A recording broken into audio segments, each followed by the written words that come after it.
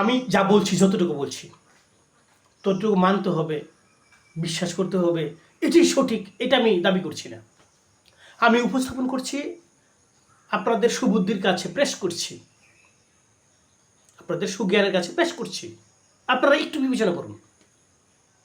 এমন যদি হয় কোনো মালিকের অধীন কোনো কামলা, বুঝি না কামলা, কাজ করেন যিনি,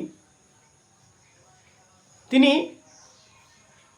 সমস্ত দায়িত্বই পালন করছেন, ঘর বাড়ি পরিবারের সদস্যদের সবার দেখভালের জন্য নিয়োজিত, দায়িত্ব পালন করছেন, করার চেষ্টা করছেন। এই দায়িত্ব বাহিরে দায়িত্ব পালন করা অবস্থায় এমন যদি হয় যে বাড়ির মালিকের কোনো নাবালক সন্তান পুকুরের দিকে এগিয়ে যাচ্ছে, সে দেখছে, ফিরানোর চেষ্টা করছে, সে কাজে মগ্ন, অন্য একটা কাজে মগ্ন, তার সামনে এই বাচ্চাটা পুকুরে গিয়ে পড়ে মারা গেল, সে দেখল, কিন্তু সে কাজ ছেড়ে তাকে বাঁচালো না, যে আমি এই কাজটা করি, এই কাজটা আমার উত্তম, গুরুত্বপূর্ণ কাজ করছে মনে করুন বাহিরের আঙিনার।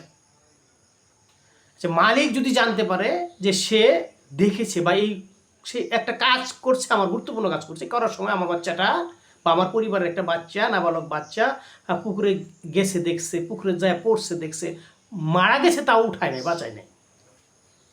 আপনি বলেন, এরকম হাজারটা কাজ যদি তার দ্বারা সম্পন্ন হয়, এরকম একটা ভুলের জন্য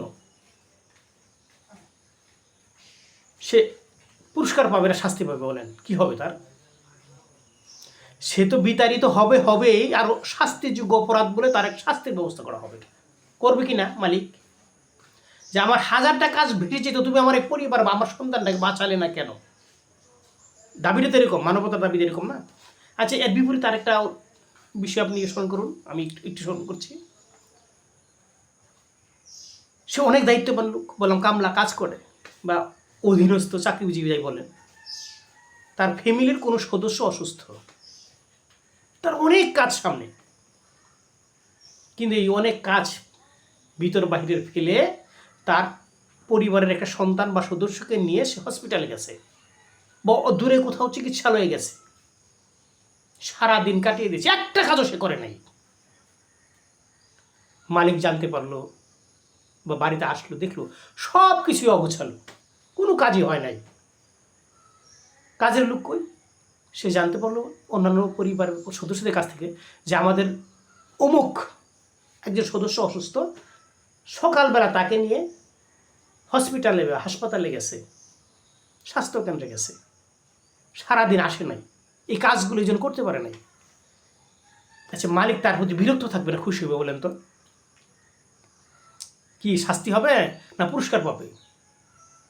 মালিক অবশ্যই বলবে, যদি মানবতা বোধ আপনারা বুঝতে চেষ্টা করেন, যে আমার হাজারটা কাজ ভেসে যাক, হাজারটা ক্ষতি হোক, লক্ষ টাকার ক্ষতি হয়ে যাক, কিন্তু আমার সন্তান বা আমার পরিবার একজনকে তুমি বাঁচিয়েছ, এর জন্য সে আরও পদ পদবি বাড়িয়ে পাবে, সুযোগ সুবিধা বাড়িয়ে পাবে, পাবে না? আপনারা বিবেচনা করুন। স্রষ্টা এই পৃথিবীতে অনেক নিয়ম কানুন বিধি বিধান মানুষকে দান করেছেন মানার জন্য।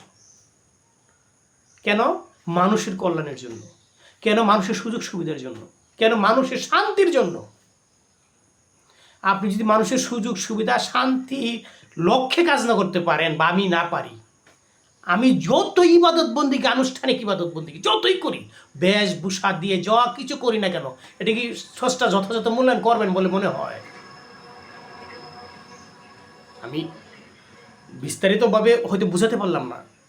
স্রষ্টার যত আনুষ্ঠানিক কাজ আছে, ইবাদত বন্দিকে, আমার দাড়ি রাখা, আমার টুপি পরা, আমার জুব্বা পরা, এগুলো তো অপর ভাইয়ের কী হবে বলেন? আমার সালাদ সিয়াম আমি যেটা করছি, অপর ভাইয়ের কী হতে পারে বলেন? কী হবে? আমি যদি অপর ভাইকে কিছু সাহায্য সহযোগিতা করতে পারি, কথার দ্বারা, অর্থের দ্বারা, সুউপদেশ দ্বারা কিছু সাহায্য করতে পারি, তাহলে সেটা তার কাজে লাগবে। বুঝতে পারলেন না? তো এই বিবেচনা বোধরা আমাদের জাগাতে হবে, কিন্তু আসলে আমাদের মধ্যে এটা না। আমাদের মধ্যে কী আছে বলেন?